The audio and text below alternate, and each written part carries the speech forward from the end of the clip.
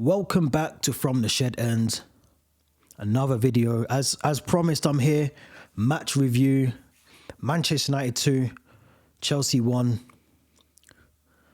I got a lot of things to say. I'm sorry. This is going to be one of those ranting videos. So if you're not in, if you don't want to hear that, then turn away from now.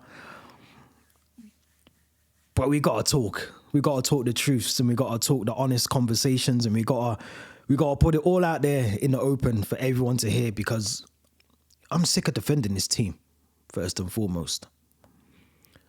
I'm sick of this team. I'm sick of the performances. I'm sick of the manager.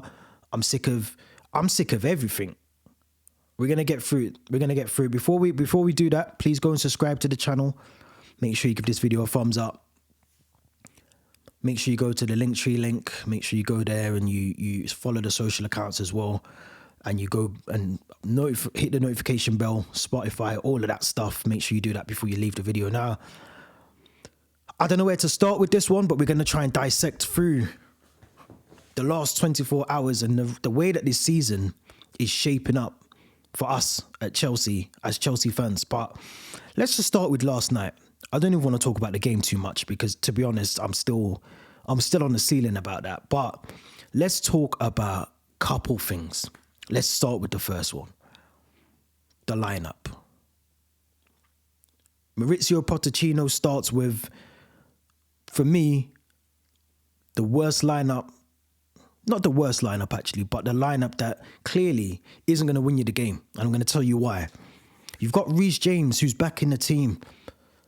Sent off against Newcastle. Misses the Brighton game. He's back, he's ready, he's in contention to play. He starts him on the bench. Okay. Now, I agree with the reasons, the rationale, what I think why Reece James was put on the bench, because clearly, as the captain of the club, I said this, you have to set a standard of maturity, a standard of leadership at the club. And when you get sent off like you did against Newcastle, I get it. I understand why Mauricio Pochettino wanted to set an example to Reece James and say, look, you're the captain. You can't be getting sent off for stupid yellow cards. It's not on. You're the captain. So I get it. Now, would I bench him knowing that Malo Gusto is not in the lineup, he's not in the team, hasn't travelled, isn't part of the match day squad? Not at all. There's a time and a place to set an example of someone. Not when you've got one recognised right back in your team. Some will say Zazi can play there. Some will say that Marco Correa can play there. When you've got a natural right-footed defender, a right back who, on his day, let's call it on his day, he can be one of the best right backs in the league, in the country, whatever. You've got to play him. Before kick-off, I heard people say, oh, he's got a problem with his knee and this and that. I said straight away, look, no, it's bullshit. He's going to come on. He'll come on at second half. This is what Mauricio Pochettino has had in his plans the whole time. He wants to play him. He wants to set him as an example, though, and say that you can't be the captain of this club and do these stupid things. And then you're going to have to sit this one out, mate. But play him, because at the end of the day, there's 3 points. I said yesterday in the preview, there's 3 points at stake. We need the points more than Manchester United. We need them. The pressure was already on Erik ten Hag and Manchester United. They already made their changes. They dropped Martial and Rashford. They'd already made their choices. So we knew, looking at those lineups, I thought, right, we've got to get it right. We've got to get our lineup right. Now, when I first initially saw the lineup, and I thought, right, okay, so Cucurella will play left back, Disgrace will play right back. Oh, no. Pochettino wanted to do one more fuck up before the game kicked off. I'm going to play my left back as a right back and my centre back as a left back in Levi Colwill. Now, surely, common sense will tell you to play Cucurella left back. Maybe you put Zazi as right back. Or just play fucking Reece James, because he's on the bench, he's fit. Everyone that was telling me that he's not fit enough to play the game.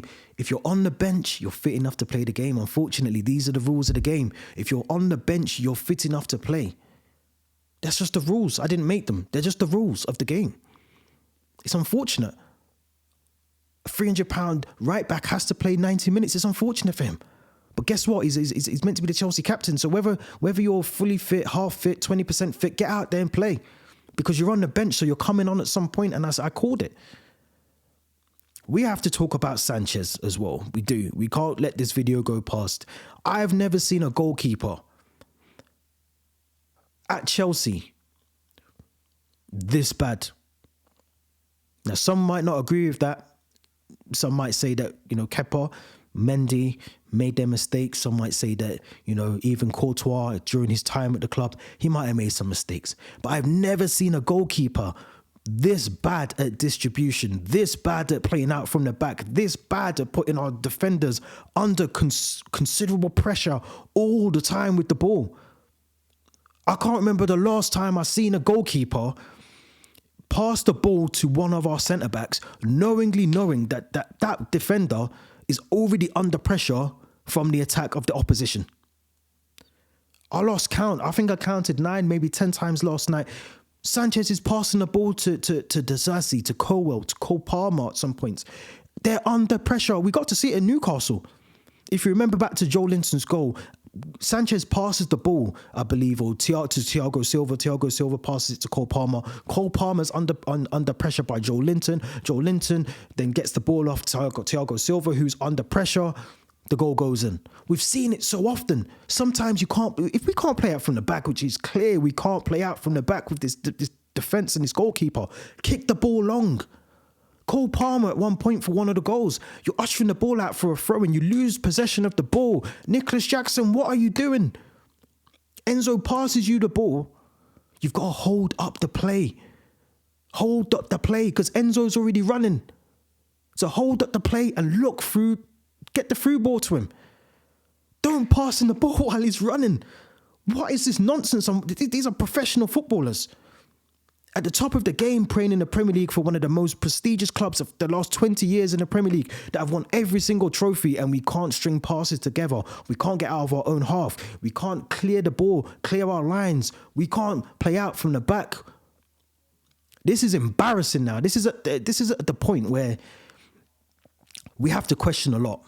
We have to question a lot about the ownership. We have to question a lot about the tactics that the manager's putting in, the training ground. Is that even happening?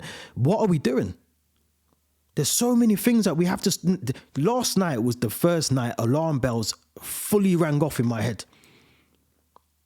Now, I've been critical of this team under Graham Potter, under Frank Lampard, under Thomas Tuchel, under Maurizio Pochettino. But last night was probably one of the worst performances I have seen from this team in years.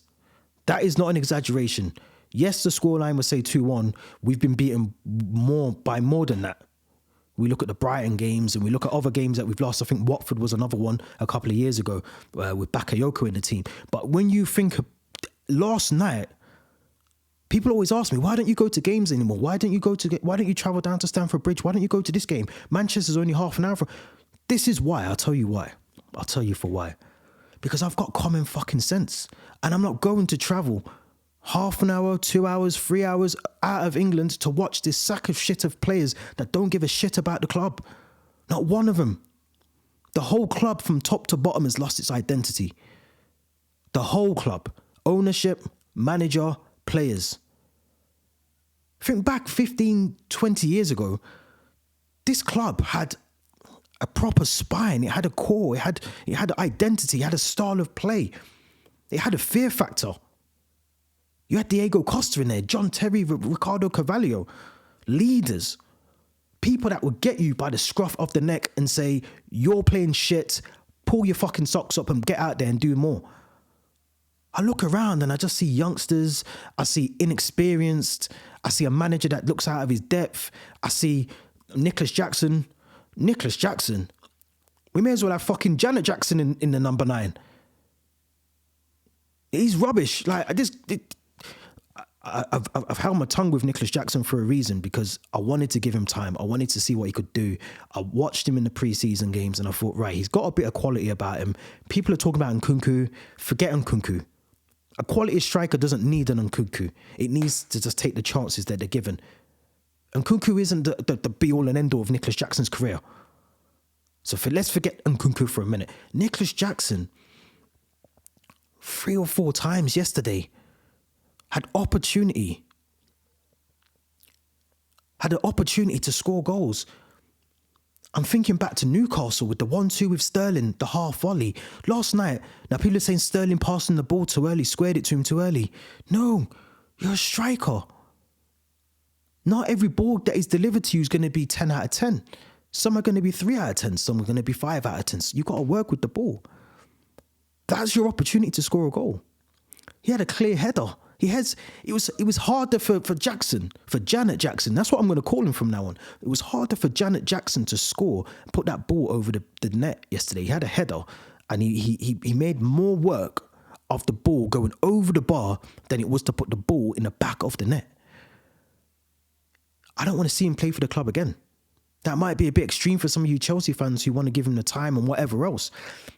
We are worse off now at this point in the season than we were with Graham Potter in charge.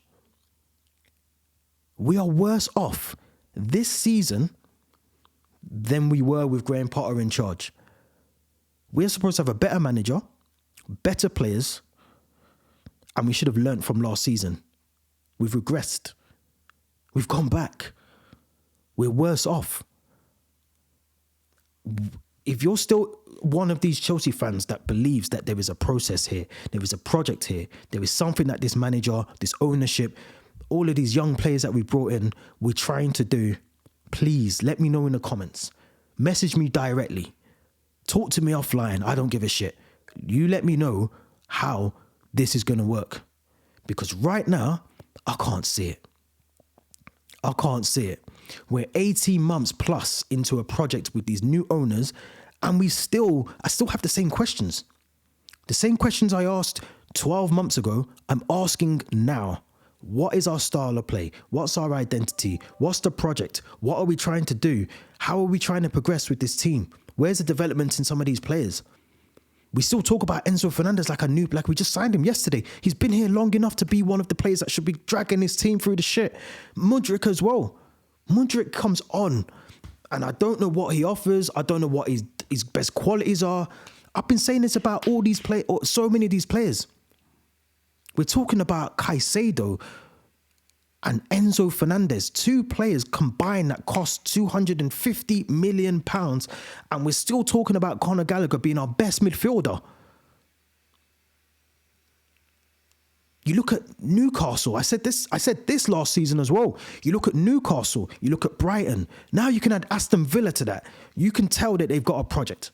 You can tell that they've got a vision. You can tell where they're trying to go with their clubs. Aston Villa were 3rd, above Manchester City. Spent 3/4 less than we have on players in the last 18 months. Newcastle, I said it about them last season. I'm going to say it again. You can see what their vision is. You can see what they're trying to do. They're back in the Champions League. They were at FA Cup final last season. They're trying to do something. You can see what they're trying to do. You can see it. We look lost. We went and brought all these young players, a bag of potential. It's like sticking £1 billion on red on roulette. And hoping for the best that you get a red. You get the number 8. It's comical. When you look back now, I'm Jimmy Cliff. Anyone that doesn't know Jimmy Cliff, go and Google him. I can see clearly now. The recruitment was shit. Shocking. And what happened was I allowed certain Chelsea fans and the Twitter fan base and all this and that to gas me up to think that Enzo was the answer. When we had Enzo, all I kept hearing was, oh, but we need another DM. We need someone that can play alongside him. We brought in Caicedo. We look fucking worse with Caicedo and flipping Enzo than we did when we had Ruben Loftus-Cheek and Saul Niguez playing as a midfield double pivot. I don't think you lot understand where we are as a club.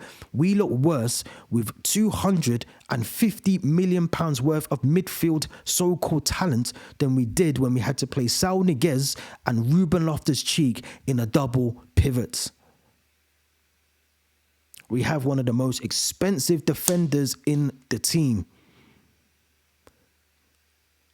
I'm going to be honest, I only wanted Enzo and Caicedo because I knew that Liverpool wanted them. And imagine what Enzo would look like in a Liverpool midfield, or Caicedo. Did I really want to spend that much on Caicedo? No way. Is he worth 100 and plus million? No way. Is Enzo Fernandez playing up to his ability? No way.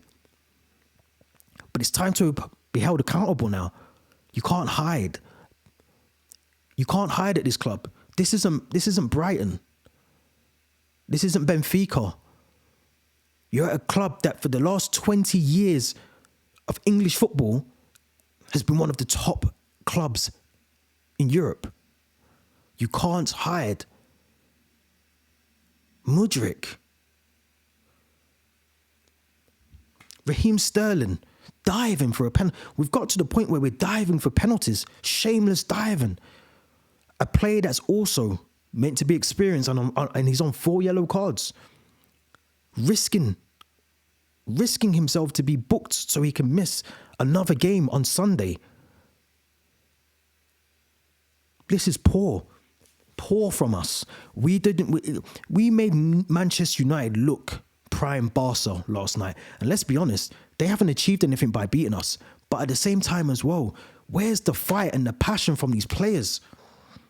Maurizio Pochettino, after the game, I was in shock. He said the boys gave everything. Where have we heard that before? This is just Potter Part 2. It's Potter Part 2.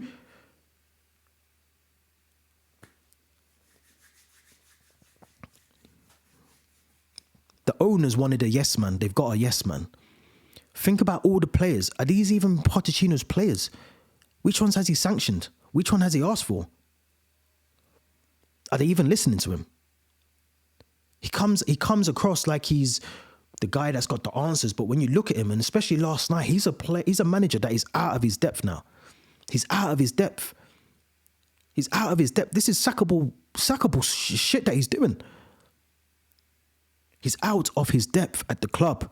There's no way that anyone can tell me that Maurizio Pochettino is now the man to take us through and get us through to European football, or to get us top 4, to get us a trophy. I'm not even confident against Preston. We got Everton at the weekend. Let 10-point deducted Everton, who play tonight, who have had a day less to recover and train, beat us on Sunday. Let that happen, because this will be the tip of the iceberg, I think, for a lot of Chelsea fans. We can't allow Everton to beat us on Sunday. Goodison Park is no easy ground to go to. We don't have the best of records there either. Let them beat us on Sunday. 10-point deducted Everton. We've actually officially become the mid-table team. Our friends now are Brentford and Fulham and Wolves. Not City, not Liverpool, not Arsenal, not United, not Aston Villa. Wolves, Fulham, Brentford. Might even throw Bournemouth in there. We are it's worrying. We've gone from being one of the best clubs in Europe. New owners have come in, ripped up the project of signing players for now, building the spine, replacing like-for-like quality, and bringing in and keeping that spine, keeping that structure of players. Goalkeeper, good defender, quality midfielder, striker. They ripped up that and tried this youthful kindergarten, preschool, anyone under 17 will take you. We're building a college of footballers. Now, looking at that, as I said, I'm Jimmy Cliff, I can see clearly. That tells me that these owners don't give a shit about the club and the results. They don't give a shit about the results. You can't spend £1 billion and still look this shit. Show me what other club has done that. Show me a club in England that has a bunch of youth running around, no idea, nothing, and still and plays well and produces and gets trophies and wins the league. There's no one out there, because no one's ever done it. No one's stupid enough to just invest £1 billion into players with potential. Because what you normally do is you buy the experience and build around that with your youth. You bring in 1 or 2, maybe 3 youth players that have got the quality. And we've probably done that, but what we've also done is we've brought another 10 youth players. with no zero knowledge of whether they're going to hit the potential that they could do. The word potential is so ambiguous because it could mean they meet a potential that isn't what we want it to be. Now, if that's the case, some of these players are on 6, 7, 8 year deals. You can't just say, get rid of him. They're on good money. So unless someone's going to match their wages and buy them for the value that we want them to, which is very, very hard to do in a world where, you know, we're getting undercut anyway and we're getting bumped for the players that we want to bring in. I think people are forgetting FFP is still a thing. We can't just go out and buy another 200, 300 million pounds worth of players. Doesn't work. Doesn't work. This isn't FIFA or Football Manager. This is real life. So when you've got some of these players, we've made our bed now. We've got to lie in it because now we've got to put our trust in Pochettino or whoever else comes in the summer because I don't think he's going to see out the rest of the season. We've now got to put our trust in these players. My worry is that none of them are good enough. None of them are good enough. If we're going to be honest, we haven't had a really decent player that we can really say, yeah, he's going to drag this team through. He's going to be the one to get the goals. He's going to be the game changer since Eden Hazard. He has been a lot. And when did he leave? So for years and years and years, we've coasted. This decline has been coming. And I kept warning Chelsea fans that it was coming, and everyone told me I was crazy, but it's coming. And now, if you're a Chelsea fan, you'll see that I'm not talking shit anymore, and we're now at the day, D-Day is here, because now you'll see that we've got Everton coming up on Sunday. We have to beat Everton. It's a must-win game. I say that every weekend, but this is a real must-win game. Because if we lose against Everton, believe me, you and me, the pressure will not just be on Pochettino, but the questions will be asked about these owners. Are they even up to the job? Who's making the calls up there? This is crazy to think that this club, the club that I've grew up and supported, is where it is now. In the space of 2 or 3 years, it is mental. It is mental. And credit to all the fans that go to the games. Credit to all of you. But you see, you have to have a serious question and ask yourself, do you really want to push money into these people's pockets anymore? Because they haven't got any real investment to this club, apart from the fact that they want to take money out of it in 10 years' time. They haven't really got any real idea about what they're going to do in the next 2 or 3 years. You can clearly see that there's no strategy to anything that they're doing. Nothing whatsoever. If you thought that we might get top 4, we might get Europa this season, please go back, watch the 90 minutes from last night and come back and tell me if you think we're going to get European football. Please tell me if we're going to finish in the top half of the table. I hate to be the one that's critical and negative, but some of you Chelsea fans need to wake up.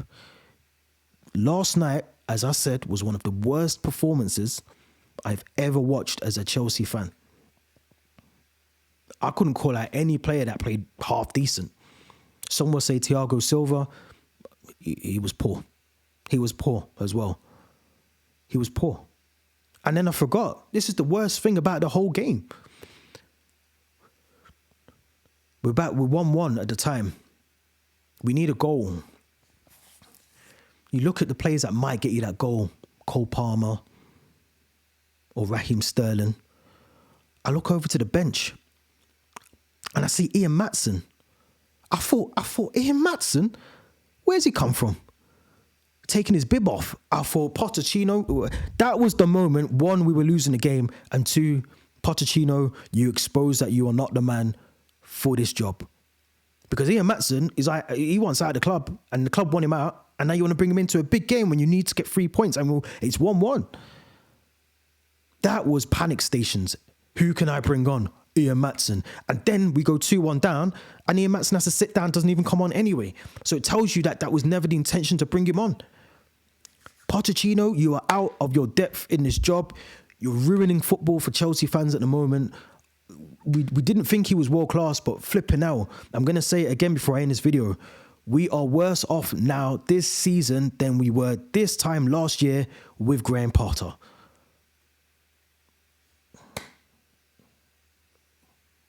I can't say any more than that. I'm going to end it to say that, to say all of this, to say this. Everton, Sunday. Everton, Sunday. 2 p.m. Goodison Park. Chelsea fans, if we lose to Everton at Goodison Park, I want him gone. I want him gone. I want him gone. Believe you and me, if this was Roman's era and he was still here, helicopter would be at Cobham. Monday morning, helicopters there, 10 a.m. I'm telling you, this is the worst period I've ever been through. And I've been through some dark times as a Chelsea fan before the Abramovich era. This right now is the period. And I'll tell you for why before I go.